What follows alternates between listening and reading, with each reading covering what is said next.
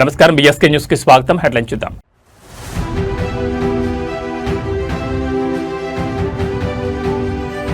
చూస్ speed, చూస్ AP. రక్షణ రంగ hub గా ఆంధ్రప్రదేశ్ సీఎం చంద్రబాబు ధీమా.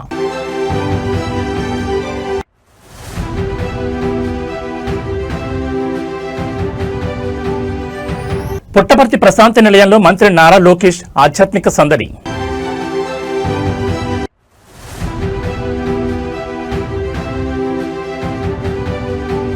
బండి భగీరథ్ కేసులో బాధితురాలి తల్లి సంచలన ప్రకటన. న్యాయం అడిగితే బండి సంజయ్ బెదిరించారంటూ ఆరోపణ.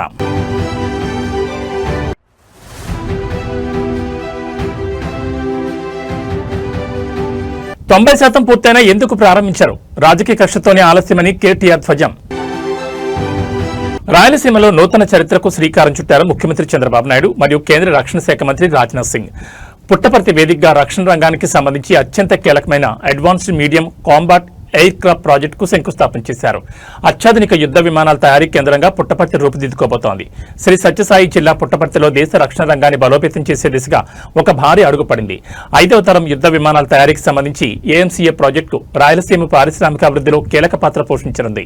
ముఖ్యమంత్రి చంద్రబాబు, కేంద్ర మంత్రి రాజ్నాథ్ సింగ్ సంయుక్తంగా ఈ ప్రాజెక్టుకు శంకుస్థాపన చేశారు. ఈ కార్యక్రమంలో విద్యాశాఖ మంత్రి నారా లోకేష్, పరిశ్రమల శాఖ మంత్రి టీజీ భరత్, కేంద్ర పౌర విమానయాన శాఖ మంత్రి రామ్మోహన్ నాయుడు మరియు బీజేపీ రాష్ట్ర అధ్యక్షుడు మాధవ్ పాల్గొన్నారు. ఈ ప్రాజెక్టు ద్వారా రాయలసీమ యువతకు పెద్ద ఎత్తున సాంకేతిక రంగంలో ఉద్యోగ ఉపాధి అవకాశాలు లభించనున్నాయి. రక్షణ రంగంలో ఆంధ్రప్రదేశ్ ఒక కీలక హబ్ గా మారబోతోందని ఈ సందర్భంగా ముఖ్యమంత్రి ఆశాభావం వ్యక్తం చేశారు. చూస్ స్పీడ్, చూస్ ఏపీ నినాదంతో ప్రభుత్వం పెట్టుబడులను ఆకర్షిస్తున్న తీరుకు ఈ ప్రాజెక్టు ఒక నిదర్శనమని మంత్రులు పేర్కొన్నారు. పుట్టపర్తి విమానాశ్రయం సాక్షిగా జరిగిన శంకుస్థాపన కార్యక్రమంతో రాయలసీమ అభివృద్ధి కొత్త పుంతలు తొక్కనుంది.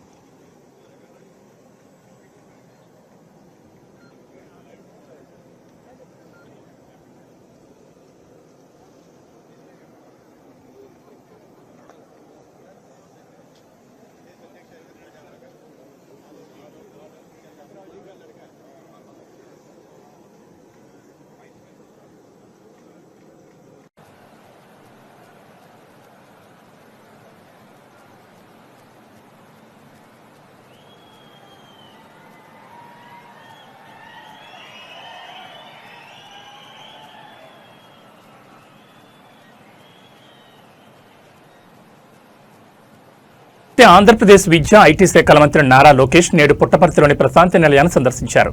ఆధ్యాత్మిక కేంద్రమైన ప్రశాంతి నిలయానికి చేరుకున్న మంత్రికి సత్యసాయి సెంట్రల్ ట్రస్ట్ నిర్వాహకులు సాదర స్వాగతం పలికారు. ఈ సందర్భంగా ఆయన సాయి కుల్వంత్ మందిరంలో ప్రత్యేక ప్రార్థనలు నిర్వహించారు. మంత్రి నారా లోకేష్ పుట్టపర్తి పర్యటనలో భాగంగా ఆధ్యాత్మిక మార్గంలో సాగారు. ప్రశాంతి నిలయానికి చేరుకున్న మంత్రి లోకేష్ కు సత్యసాయి సెంట్రల్ ట్రస్ట్ ప్రతినిధులు పుష్పగుచ్చాలు అందజేసి పూర్ణకొమ్మంతో స్వాగతం పలికారు. సాయి కుల్వంత్ మందిరంలోని భగవాన్ శ్రీ సత్యసాయి బాబావారి మహాసమాధిని మంత్రి దర్శించుకున్నారు. అక్కడ కొద్దిసేపు మౌనంగా ప్రార్థన నిర్వహించి బాబావారికి నివాళులర్పించారు. బాబావారు ప్రపంచవ్యాప్తంగా అందించిన విద్య, వైద్య సేవలను ఈ సందర్భంగా మంత్రి కొనియాడారు.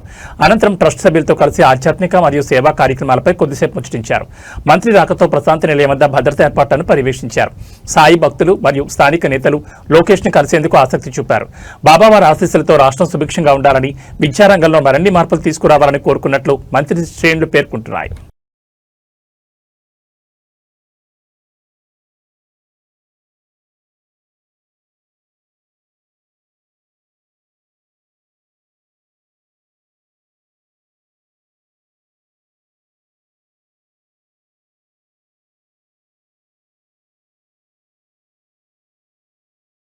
రాష్ట్రంలో సంచలనం రేపుతున్న బండి భగీరథ్ ఫోక్సో కేసులో బాధితురాలు తల్లి విడుదల చేసిన ఒక ప్రెస్ రిలీజ్ ఇప్పుడు పెనుతుమారం రేపుతోంది.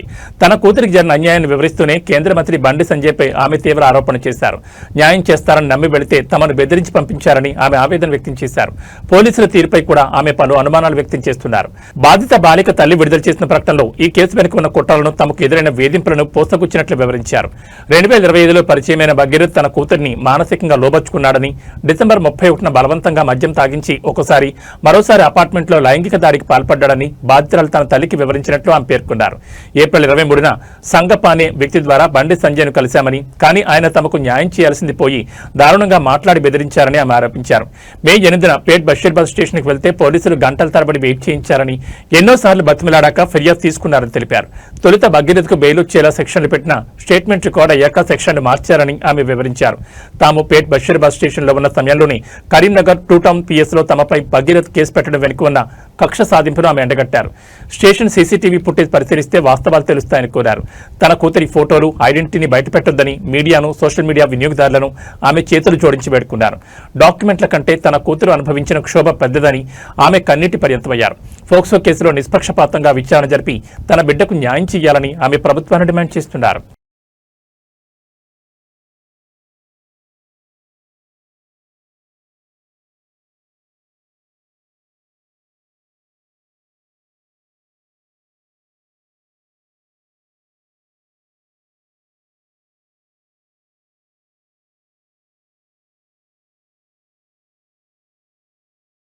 బీఆర్ఎస్ వర్కింగ్ ప్రెసిడెంట్ కేటీఆర్ నేడు ఎర్రగడ్డలో పర్యటించారు. గత ప్రభుత్వ హయాంలో ప్రతిష్టాత్మకంగా ప్రారంభించిన టీఐఎంఎస్ ఆసుపత్రి నిర్మాణ పనులను బీఆర్ఎస్ వర్కింగ్ ప్రెసిడెంట్ కేటీఆర్ నేడు ఎర్రగడ్డలో పర్యటించారు. గత ప్రభుత్వ హయాంలో ప్రతిష్టాత్మకంగా ప్రారంభించిన టిమ్స్ ఆసుపత్రి నిర్మాణ పనులను ఆయన క్షేత్రస్థాయిలో పరిశీలించారు.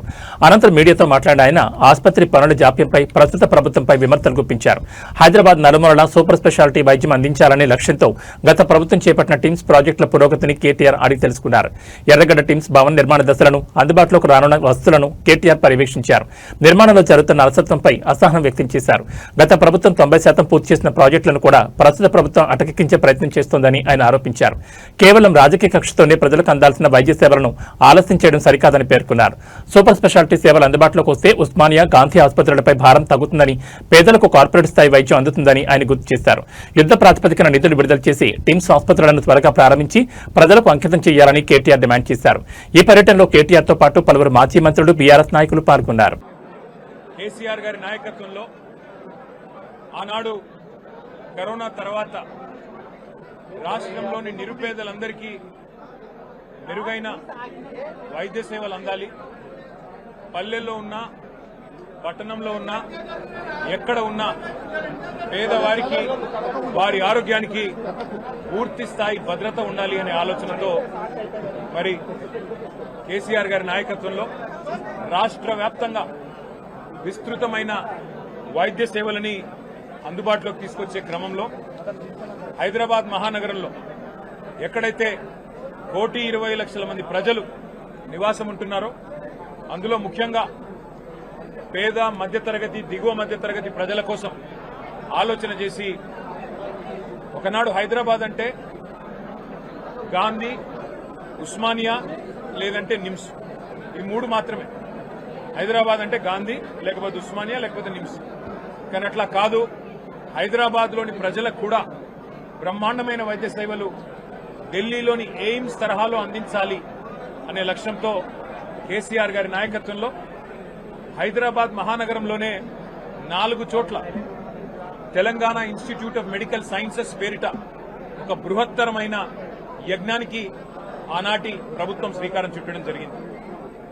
ఏప్రిల్ 22, 2022 నాడు ఇదే సనత్ నగర్ లో మరి పెద్దలు తలసాని శ్రీనివాస్ యాదవ్ గారు, కేసీఆర్ గారు, అట్లాగే ఆనాటి ఆరోగ్య శాఖ మంత్రిగా హరీష్ రావు గారు అందరూ కూడా వచ్చి ఇక్కడ శంకుస్థాపన చేయడం జరిగింది. ఒక సనత్ నగర్ లోనే కాదు, హైదరాబాద్ చుట్టూ 4 దిక్కుల, ఈస్ట్, వెస్ట్, నార్త్, సౌత్ 4 వైపులా ప్రజలకి మరి వైద్య సేవలు అందుబాటులో ఉండాలి అని చెప్పి టిమ్స్ అనే బ్రాండ్ కింద బ్రహ్మాండమైన ఈ కార్యక్రమానికి కేసీఆర్ గారు శ్రీకారం చుట్టినారు. 65 ఏళ్లు స్వాతంత్రం వచ్చిన తర్వాత 3 దవాఖానాలు హైదరాబాద్లో, గాంధీ, నిమ్స్, ఉస్మానియా. కానీ కేసీఆర్ గారు కేవలం తన ప్రభుత్వం 9.5 ఏళ్లుంటే అందులో జిల్లాకు ఒక మెడికల్ కాలేజీ కట్టారు. ప్రతి జిల్లాలో సూపర్ స్పెషాలిటీ హాస్పిటల్ 500 పడకలతో ఆసుపత్రి నిర్మాణం చేశారు. హైదరాబాద్ లో కూడా మరి 4 టిమ్స్ హాస్పిటళ్లు మంజూరు చేసిన ఘనత కూడా కేసీఆర్ గారికి దక్కుతుంది. ఇవాళ చాలా సంతోషంగా ఉంది. ఈ టిమ్స్ సనత్ నగర్ ఓపీ సేవలు ప్రారంభమైనాయంటే మా సూపరింటెండెంట్ గారిని అడిగి మరి మేము కూడా చూస్తాము ఎట్లా జరుగుతా ఉంది. ఇది మా నాయకుడి విజన్, మా నాయకుడి కళ. హైదరాబాద్ లో మెరుగైన వైద్య సేవలు అందించాలనేది. 350 బస్తీ దవాఖానాలు పెట్టాము, ప్రైమరీ డిస్పెన్సరీ కేంద్రాలు. అట్లాగే అద్భుతమైన సేవలు అందించడానికి టిమ్స్ పెట్టాము. ఎట్లా పనిచేస్తున్నాయో చూడడానికి వస్తామంటే వారు చాలా విశాల హృదయంతో మమ్మల్ని అందరిని ఆహ్వానించినందుకు వారికి కూడా ధన్యవాదాలు. ఇవాళ కేవలం ఒక పౌరుడిగా, హైదరాబాద్ పౌరుడిగా, హైదరాబాద్ లో నివాసం ఉండే ఒక సోదరుడిగా మా హైదరాబాద్ ప్రజల కోసం కేసీఆర్ గారు తీసుకున్న కార్యక్రమం ఎట్లా ఫలవంతం అవుతున్నది చూడడానికే మేమందరం కూడా ఇక్కడికి వచ్చినాం. అయితే ఆలోచన చాలా ఉదాత్తమైంది, చాలా గొప్ప ఆలోచన. ఎయిమ్స్ తరహాలో టిమ్స్ ఉండాలి. All India institute of medical sciences లాగా Telangana institute of medical sciences ప్రాణాపాయ స్థితిలో ఉండే రోగులకి, నిరుపేదలకి, మధ్యతరగతి ప్రజలకి అందరికీ అందుబాటులో ఉండాలన్న ఉద్దేశంతో ఇక్కడ చెస్ట్ హాస్పిటల్ ప్రాంగణంలో 53 ఎకరాల స్థలాన్ని తీసుకొని టిమ్స్ నిర్మాణం చేయడం జరిగింది. ఇందులో ప్రస్తుతం 22 ఎకరాలు వినియోగంలోకి వచ్చింది. చాలా అత్యాధునికంగా ఇక్కడికి వచ్చి చూస్తే ఏ కార్పొరేట్ హాస్పిటల్ ని కూడా తలదన్నే విధంగా ఈ రాష్ట్రంలో ఉన్న పెద్ద పెద్ద కార్పొరేట్ హాస్పిటల్స్ కి ధీటుగా ఇవాళ ఈ అద్భుతమైన హాస్పిటల్ కు శ్రీకారం చుట్టినందుకు పెద్దలు కేసీఆర్ గారికి మేమందరం కూడా హైదరాబాద్ ప్రజల తరఫున హృదయపూర్వకంగా శిరస్సు వంచి వారికి ధన్యవాదాలు తెలియజేస్తా ఉన్నాం. ఇవాళ సనత్ నగర్ టిమ్స్ చూస్తుంటే నాకు ఒకటే గుర్తొస్తున్నది. ఒకనాడు సినిమాల్లో పాటలు రాసినారు, నేను రాను బిడ్డో సర్కార్ దవాఖానకని. కానీ ఇవాళ నేను సర్కార్ దవాఖానకే పోతా, నాకు ప్రైవేట్ హాస్పిటల్ వద్దు అనే స్థాయిలో నిర్మాణం చేసిన ఇంజనీర్లకు, ఇక్కడ పనిచేస్తున్న డాక్టర్లకు, ఇక్కడ పనిచేస్తున్న ఇతర సిబ్బందికి కూడా నేను సల్యూట్ చేస్తా ఉన్నాను. అట్లాగే ఇక్కడ మీ అందరూ కూడా గమనించాల్సింది, కేసీఆర్ గారి నాయకత్వంలో మరొక వైపు ఇక్కడ హైదరాబాద్ లో 4 టిమ్స్, వరంగల్లో కూడా అత్యాధునికంగా తెలంగాణలోనే అతి పెద్దదైన హాస్పిటల్ 2000 పడకలతోని అక్కడ కూడా ఎంజీఎం హాస్పిటల్ పూర్తి స్థాయిలో ఆధునికంగా నిర్మాణం చేశాం. అట్లాగే మరి నిమ్స్ హాస్పిటల్ కూడా ఎక్స్పాండ్ చేసి 2000 పడకలతో నిమ్స్ కూడా ఎక్స్పాన్షన్ జరుగుతూ ఉంది. చాలా చాలా సంతోషం. వాళ్ళు ఇక్కడికి వచ్చినాక చూస్తే ఎంత అద్భుతంగా ఉంది ఇక్కడ వ్యవస్థ అంటే మీకు చెప్పాలి. 3 బ్లాకులుగా ఉంది ఇక్కడ. మరి మొత్తం 1000 పడకలు, 1000 బెడెడ్ హాస్పిటల్ ఇది. ఈ 1000 బెడెడ్ హాస్పిటల్లో 300 ఐసీయూ బెడ్స్ ఉన్నాయి, 3 బ్లాక్స్ ఉన్నాయి. కేసీఆర్ గారి విజన్ ఎంత గొప్పది అంటే, మా ఇల్లు నందినగర్ లో ఉంటుంది. ఆ నందినగర్ ఇల్లు పక్కనే బసవతారకం క్యాన్సర్ హాస్పిటల్ ఉంటుంది. కేసీఆర్ గారు రోజు వచ్చేటప్పుడు పోయేటప్పుడు చూసేది, ముఖ్యమంత్రి కాకముందు. అక్కడ మొత్తం రోగులకు సంబంధించిన అటెండెంట్స్ అందరూ రోడ్డు మీద నించొని ఉంటారు, రోడ్డు మీద పడుకొని ఉంటారు ఆ ఫుట్పాత్ల మీద.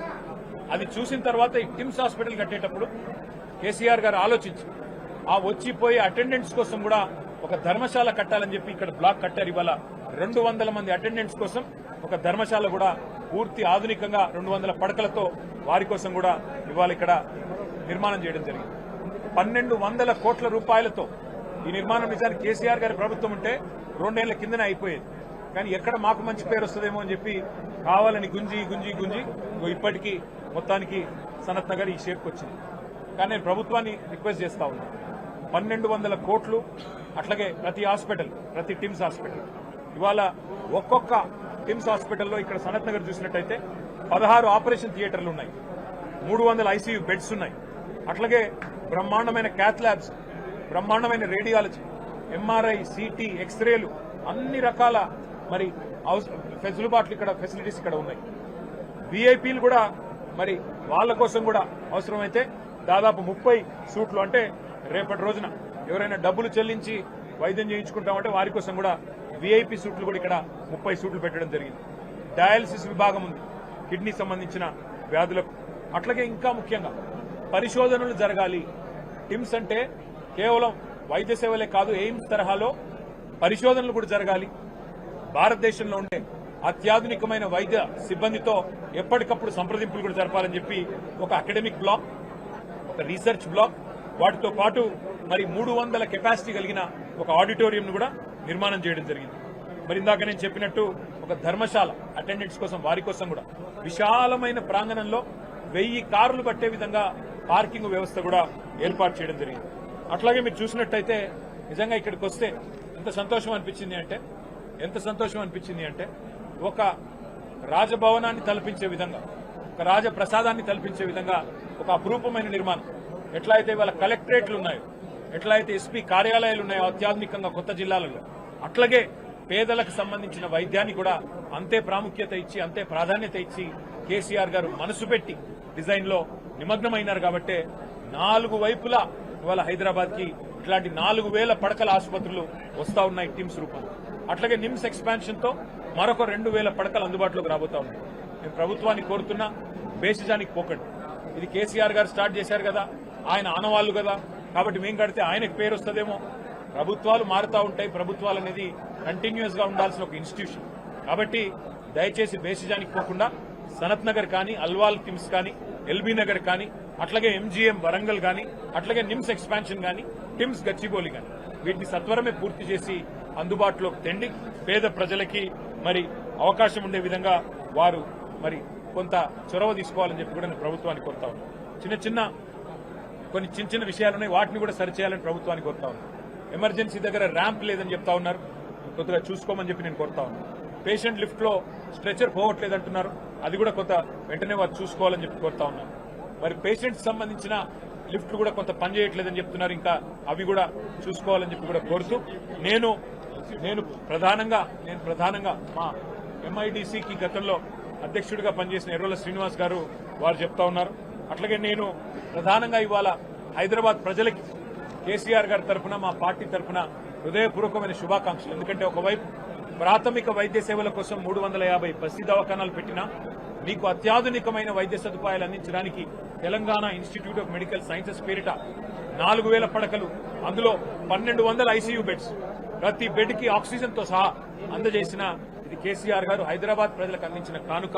మీకోసం ఏర్పాటు చేసిన ఈ సౌలతును పూర్తి స్థాయిలో మీరు వినియోగించుకోవాలని, దీన్ని పూర్తి స్థాయిలో తొందరలోనే అందుబాటులోకి తెస్తామని చెప్పి కూడా తెలియజేస్తూ, ప్రభుత్వం మిగతా నిర్మాణాలు కూడా వెంటనే పూర్తి చేయాలని చెప్పి కూడా కోరుతూ, మరి మీ అందరికీ ఇక్కడికి విచ్చేసిన పత్రికా మిత్రులకు, మిగతా మా కార్యకర్తలకు, సోదరులకు, నాయకులకు, మాజీ ఎమ్మెల్యేలకు పేరు పేరున అందరికీ హృదయపూర్వకంగా ధన్యవాదాలు, నమస్కారం.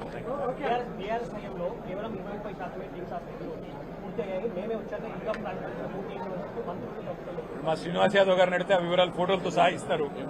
బీఆర్ఎస్ గవర్నమెంట్ అన్నట్టు ఓన్లీ 20% అయిందంటే వీళ్ళు చేశారు. ఒకటే మాట. నేనేమంటున్నా, గవర్నమెంట్ అనేది కంటిన్యూ ప్రాసెస్ ఇప్పుడే చెప్పారు. దీనికి ఒక రూపకల్పన చేసింది కేసీఆర్ గారు. ఎందుకంటే భారతదేశ చిత్రపటంలో తెలంగాణ రాష్ట్రాన్ని పెట్టింది కేసీఆర్ గారు. కాబట్టి వారికి ఉన్నటువంటి డ్రీమ్, ప్రజలు కానివ్వండి, పేద ప్రజలు కానివ్వండి, మరి ప్రధానంగా ఆరోగ్యపరమైనటువంటి సమస్యల విషయంలో ఆయనకు ఒక ఆలోచన ఉంది. కాబట్టి జిల్లాకు ఒక మెడికల్ కాలేజ్ అని చెప్పి, ఇప్పుడు ఇంతకుముందు స్వాతంత్రం వచ్చినప్పటి నుంచి హైదరాబాద్ ఉంది కదా, మరి ఆ రోజు నిజాం తెచ్చినటువంటి 3 హాస్పిటల్లే కదా, గాంధీ, నిమ్స్, ఉస్మానియా, అది నిజాం కట్టినటువంటి. తర్వాత వచ్చిన ప్రభుత్వాలు ఏది చేయలేదు కదా. కేసీఆర్ గారు తెలంగాణ పట్ల, తెలంగాణ ప్రజల పట్ల వారికి కన్సర్న్ ఉంది, వారికి ప్రేమ ఉన్నది. నా ప్రజలు ఆరోగ్యపరమైనటువంటి సమస్యలు, ఆర్థిక ఇబ్బందులు ఉండద్దన్న ఉద్దేశంతో చేసింది. ఇది మేము 1200 కోట్ల రూపాయలతోని ఆ రోజు అల్వాల్లో కానీ, ఇక్కడ కానీ, ఎల్బీ నగర్ కానీ 50% అప్పుడే కంప్లీట్ అయింది కదా. దీంట్లో కొత్తగా ఈ గవర్నమెంట్ ఏమన్నా సపరేట్గా తెచ్చిపెట్టింది ఏం లేదు కదా. కాబట్టి ఈ పనికిరాని విషయాలు ప్రభుత్వం మర్చిపోయి, మీరు ప్రభుత్వంలో వచ్చి మీకు బాధ్యత ఉన్నది. తప్పకుండా మీరు అల్టిమేట్గా ఏది చేసినా కానీ కేసీఆర్ గారు చేసిందే తప్ప మీరు చేసింది కూడా ఏమీ లేదు. అది గుర్తుపెట్టుకోండి. Thank you.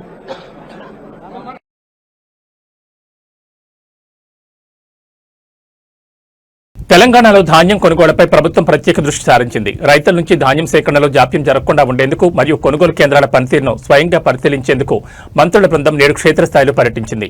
మంత్రులు ఉత్తమ్ కుమార్ రెడ్డి, కోమటిరెడ్డి వెంకటరెడ్డి, అడ్లూరు లక్ష్మణ్ కలిసి దాదాపు 60 వాహనాల భారీ కాన్వాయ్తో కొనుగోలు కేంద్రాలను సందర్శించడం ఇప్పుడు చర్చనీయాంశంగా మారింది. రాష్ట్ర వ్యాప్తంగా వడ్ల కొనుగోలు ముమ్మరంగా సాగుతున్న నేపథ్యంలో రైతులకు ఎదురవుతున్న ఇబ్బందులను తెలుసుకునేందుకు మంత్రులు పర్యటించారు. ముగ్గురు మంత్రులు కలిసి ప్రయాణిస్తుండటంతో భద్రతా కారణాల దృష్ట్యా మరియు అధికారుల వాహనాలతో కలిపి సుమారు 60 వాహనాలతో కూడిన కాన్వాయ్ కొనుగోలు కేంద్రాలకు చేరుకుంది. మంత్రులు ఉత్తమ్ కుమార్ రెడ్డి, కోమటిరెడ్డి వెంకటరెడ్డి మరియు అడ్లూరు లక్ష్మణ్ ఐకేపీ కేంద్రాల ధాన్యం తేమ శాతం తూకం ప్రక్రియను పరిశీలించారు. రైతుల నుంచి ఫిర్యాదులను స్వీకరించారు. కొనుగోలు చేసిన ధాన్యాన్ని వెంటనే మిల్లులకు తరలించాలని, రైతులకు చెల్లింపులో ఎలాంటి ఆలస్యం జరగకుండా చూడాలని అధికారులను ఆదేశించారు. మంత్రుల పర్యటన నేపథ్యంలో పోలీసులు భారీ బందోబస్తు ఏర్పాటు చేశారు. కొనుగోలు కేంద్రాల వద్ద ఎక్కడ అవాంఛనీయ సంఘటనలు జరగకుండా జాగ్రత్తలు తీసుకున్నారు. రైతులకు మద్దతు ధర అందేలా చూడడమే ప్రభుత్వ లక్ష్యమని, ప్రతి గింజ కొనుగోలు చేస్తామని మంత్రులు ఈ సందర్భంగా రైతులకు భరోసా ఇచ్చారు.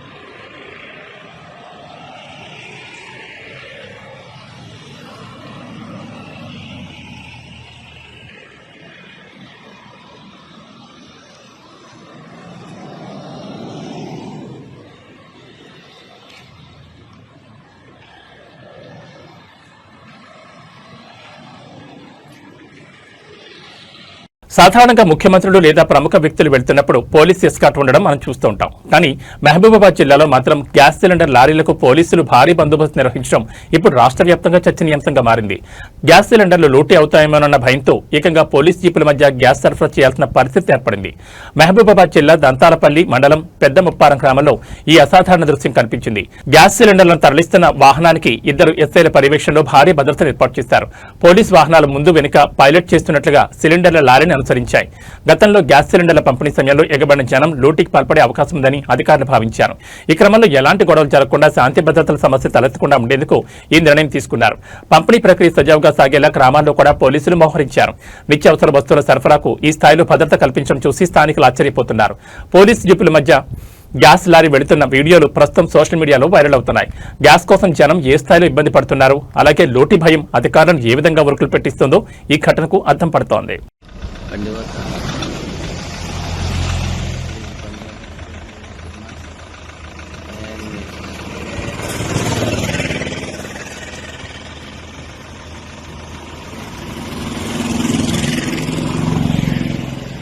భారత ప్రధాని నరేంద్ర మోడీ నేటి నుంచి 6 రోజుల పాటు 5 దేశాల్లో విస్తృత పర్యటన చేపట్టనున్నారు. ఇందులో భాగంగా నేడు ఆయన యూఏఈకి బయలుదేరారు. గత 12 ఏళ్లలో ప్రధాని మోడీ యూఏఈని సందర్శించడం ఇది 8వ కావడం విశేషం. ఇరు దేశాల మధ్య వ్యూహాత్మక సంబంధాలను మరో మెట్టెక్కించడమే లక్ష్యంగా ఈ పర్యటన సాగనుంది. ప్రధాని మోడీ పర్యటనలో యూఏఈ అత్యంత ప్రాధాన్యత కలిగిన దేశంగా నిలిచింది.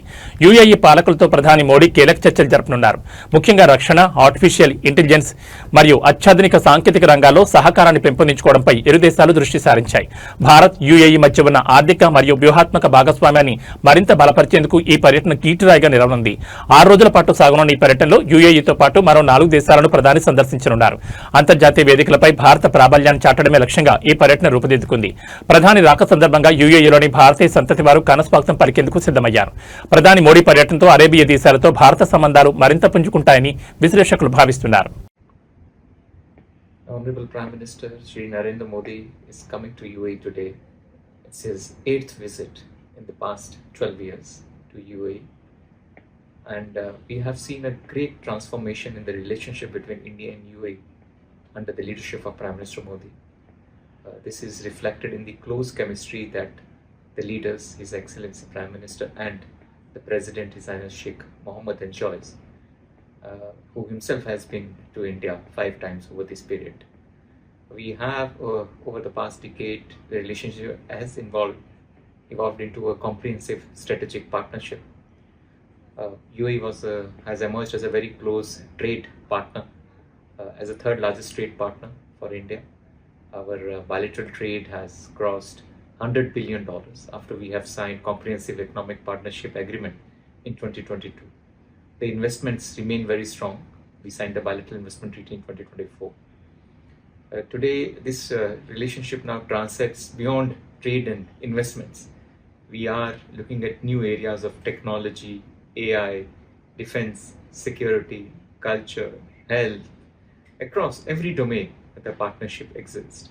The visit of His Highness Sheikh Mohammed in January, there were identified new areas, advanced areas of technology. We had the visit of His Highness Sheikh Khalid, the Crown Prince of Abu Dhabi, in February for the AI Impact Summit. So the visit of the Honorable Prime Minister is very opportune, happening at a time when the region is going through some unprecedented times. Prime Minister has been in touch with the UAE leadership. So this is a moment when it will help and enable to express our solidarity, as also to look and review the relationship and to also pave the way for how to further deepen and strengthen the comprehensive strategic partnership between India and UAE. ఓట్లు అడిగేటప్పుడు హామీలు ఇవ్వడం, గెలిచాక ముఖం చాటేయడం కొందరు నాయకులకు అలవాటు. కానీ బీహార్లోని మోతీహారీ ప్రజలు మాత్రం ఆ ఎమ్మెల్యే తీరుపై విసిగిపోయారు. తమ సమస్యను పట్టించుకొని ఎమ్మెల్యేకు చెత్తతోనే బుద్ధి చెప్పారు. ట్రాక్టర్లతో చెత్తను తెచ్చి ఏకంగా ఎమ్మెల్యే ఇంటి ముందే పారబోసి తమ నిరసనను వినూత్నంగా చాటారు. బీహార్ రాష్ట్రం మోతీహారీ నియోజకవర్గ బీజేపీ ఎమ్మెల్యే ప్రమోద్ కుమార్ నివాసం వద్ద ఈ హైడ్రామా చోటు చేసుకుంది. స్థానిక పరిసర ప్రాంతాల్లో మురుగునీరు నిలిచిపోవడం, చెత్త పెరిగిపోవడంతో ప్రజలు నరకం చూస్తున్నారు. దీన్ని శుభ్రం చేయించాలని ఎంతో కాలంగా ఎమ్మెల్యే చుట్టూ తిరుగుతున్నారు. సమస్యను పరిష్కరిస్తారని మాట ఇచ్చిన ఎమ్మెల్యే ఆ తర్వాత అటువైపు చూడడం మానేశారు. ప్రజలు అడిగిన ప్రతిసారి షాకులు చెప్తూ తప్పించుకుని తిరగడం మొదలుపెట్టారు. ఎమ్మెల్యే తీరుతో విసిగిపోయిన స్థానికులు ఒక నిర్ణయానికి వచ్చారు. తమ ఇళ్ల ముందు పేరుకుపోయిన చెత్తనంతటిని ట్రాక్టర్లలో సేకరించి నేరుగా ఎమ్మెల్యే ఇంటికి తరలించారు. ఎమ్మెల్యే ఇంటి గేటు బయట ఆ చెత్తనంతటిని కుమ్మరించి తమ నిరసన తెలిపారు. మేం పడుతున్న బాధ ఇప్పుడు మీకు తెలియాలి అంటూ నినాదాలు చేశారు. ఈ ఘటనతో అవాక్కైన ఎమ్మెల్యే అనుచరులు, పోలీసులు వారిని అడ్డుకునే ప్రయత్నం చేశారు. ప్రజాప్రతినిధులు ఇచ్చిన మాట నిలబెట్టుకోకపోతే ప్రజలు ఎలా తిరగబడతారో చెప్పడానికి మోతీహారీ నియోజకవర్గంలో జరిగిన ఈ ఘటనే నిదర్శనంగా కనిపిస్తోంది.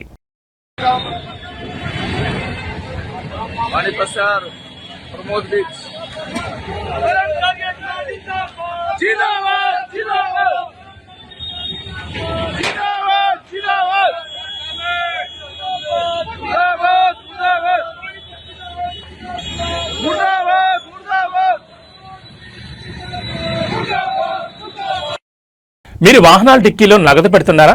అయితే ఈ వార్త మీకోసమే. కర్ణాటకలోని కోలార్ జిల్లా బేతమంగళలో దొంగలు రెప్పపాట్లో తమ చేతిబాటాను ప్రదర్శించారు. బైక్ డిక్కీలో ఉంచిన డబ్బును బాధితులు చూస్తుండగానే ఏమార్చి ఎలా ఎత్తుకెళ్లారో చూస్తే మీరే షాక్ అవుతారు. కోలార్ జిల్లా బేతమంగళ పట్టణంలో ఈ చోరీ కలకలం రేపింది. బాధితుడు బ్యాంకు నుంచి నగదు విత్డ్రా చేసుకుని దాన్ని తన బైక్ డిక్కీలో భద్రపరుచుకున్నాడు. ఇది గమనించిన దొంగలు అతన్ని అనుసరించారు. బాధితుడు బైక్ ఆపి పక్కకు వెళ్లిన కొద్దిసేపటికే దొంగలు అత్యంత వేగంగా డిక్కీని తెరిచి నగదు ఉన్న బ్యాగ్ను తీసుకుని పరారయ్యారు. ఈ మొత్తం తతంగాన్ని గమనిస్తే వారు ఎంత పక్కా ప్లాన్తో వచ్చారో అర్థమవుతోంది.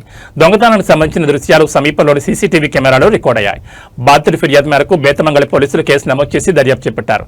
సీసీటీవీ ఫుటేజ్ ఆధారంగా నిందితుల కోసం గాలిస్తున్నారు. పబ్లిక్ ప్లేసులలో వాహనాల డిక్కీల్లో నగదులు ఉంచడం ఏమాత్రం క్షేమం కాదని, జనం అప్రమత్తంగా ఉండాలని పోలీసులు సూచిస్తున్నారు.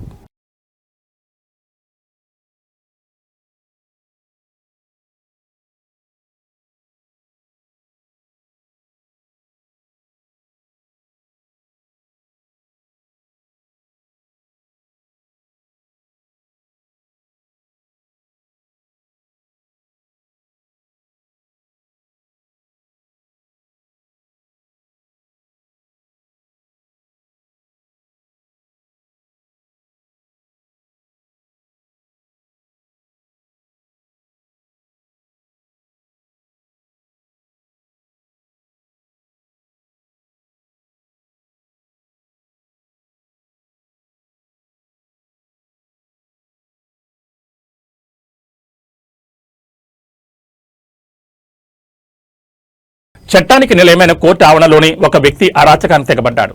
వాహనం పక్కకు తీయమని కోరినందుకు కోర్టు సిబ్బందిపై విచక్షణారహితంగా దాడికి పాల్పడిన ఘటన నిజామాబాద్ జిల్లా బోధనలో కలకలం రేపింది. ప్రభుత్వ విధుల్లో ఉన్న వ్యక్తిపై దాడి చేసిన సదరు నిందితుల తీరుపై సర్వత్రా విమర్శలు వెలువెత్తున్నాయి. బోధన కోర్టు ఆవరణలో నిజామాబాద్ నగరానికి చెందిన సర్దార్ సింగ్ అనే వ్యక్తి ఒక్కసారిగా రెచ్చిపోయాడు. కోర్టు ఆవరణలో వాహనం అడ్డంగా ఉండడంతో సిబ్బంది నరేందర్ దానిని పక్కకు తీయమని సర్దార్ సింగ్ ను కోరారు. దీనిపై ఆగ్రహంతో ఊగిపోయిన సర్దార్ సింగ్ నరేందర్పై విచక్షణ కోల్పోయి దాడికి దిగాడు. కోర్టు ప్రాంగణంలోనే సిబ్బందిపై దాడి చేస్తున్న దృశ్యాలని అక్కడి సీసీ కెమెరాలో స్పష్టంగా రికార్డయ్యాయి. బహిరంగంగానే ప్రభుత్వ ఉద్యోగిపై చేయి చేసుకోవడం చూసి అక్కడున్న వారంతా అవాక్కయ్యారు. ఈ ఘటనపై బాధితుడు నరేందర్ పోలీసులకు ఫిర్యాదు చేశారు. ప్రభుత్వ విధులకు ఆటంకం కలిగించడంతో పాటు భౌతిక దాడికి పాల్పడినందుకు సర్దార్ సింగ్ పై పోలీసులు కేసు నమోదు చేశారు. సీసీటీవీ ఫుటేజ్ను కీలక ఆధారంగా సేకరించిన పోలీసులు నిందితుని అదుపులోకి తీసుకునేందుకు విచారణను వేగవంతం చేశారు. కోర్టు ఆవరణలో ఇలాంటి ఘటన జరగడంపై న్యాయవాదులు సిబ్బంది తీవ్ర నిరసన వ్యక్తం చేస్తున్నారు. చట్టం ముందే ఇటువంటి దౌర్జన్యాలు పాల్పడితే కఠిన చర్యలు తప్పవని పోలీసులు హెచ్చరిస్తున్నారు.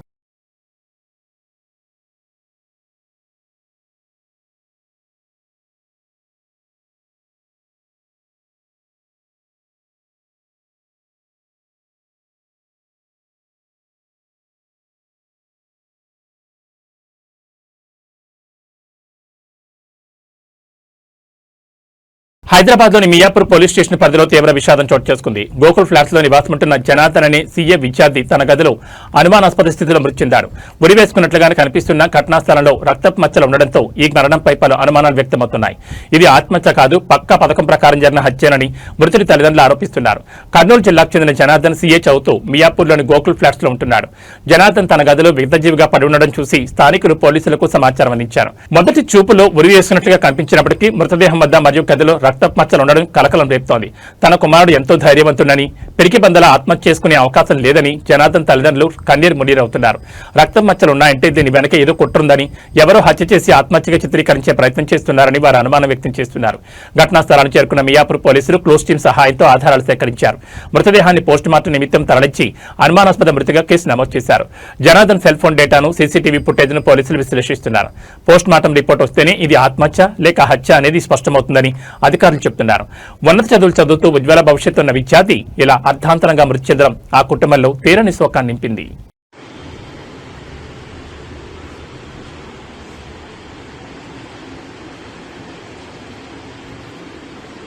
కలియుగ ప్రత్యక్ష దైవం తిరుమల శ్రీ వెంకటేశ్వర స్వామివారిని ఆంధ్రప్రదేశ్ మంత్రి కొలుసు పార్థసారథి దర్శించుకున్నారు. నేడు ఉదయం విరామ సమయంలో స్వామివారి సేవలో పాల్గొన్న ఆయనకు ఆలయ అధికారులు ఘనస్వాగతం పలికారు. దర్శనం అనంతరం వేద పండితులు ఆయనకు ఆశీర్వచనాలు అందజేశారు. మంత్రి కొలుసు పార్థసారథి కుటుంబ సమేతంగా తిరుమల చేరుకుని శ్రీవారిని దర్శించుకున్నారు. వైకుంఠం క్యూ కాంప్లెక్స్ ద్వారా ఆలయంలో ప్రవేశించిన మంత్రి శ్రీవారిని దర్శించుకుని మొక్కులు చెల్లించుకున్నారు. దర్శనం అనంతరం రంగనాయకుల మండపంలో వేద పండితులు మంత్రికి వేదాశీర్వచనం అందజేయగా ఆలయ అధికారులు శ్రీవారి చిత్రపటాన్ని తీర్థప్రసాదాలను బహుకరించారు. ఆలయం వెలుపల మీడియాతో మాట్లాడిన మంత్రి రాష్ట్రం సుభిక్షంగా ఉండాలని, వర్షాలు సమృద్ధిగా కురిసి రైతులు ఆనందంగా ఉండాలని స్వామివారిని వేడుకున్నట్టు తెలిపారు. కూటమి ప్రభుత్వం ఆధ్వర్యంలో రాష్ట్రం అభివృద్ధి పదంలో దూసుకుపోవాలని ఆకాంక్షించారు. తిరుమలలో సామాన్య భక్తులను కల్పిస్తున్న సౌకర్యాల పట్ల ఆయన సంతృప్తిని వ్యక్తం చేస్తూ టీటీడీ చేస్తున్న ఏర్పాట్లను అభినందించారు. మంత్రి పర్యటన సందర్భంగా తిరుమలలో పోలీస్ బందోబస్తు ఏర్పాటు చేశారు.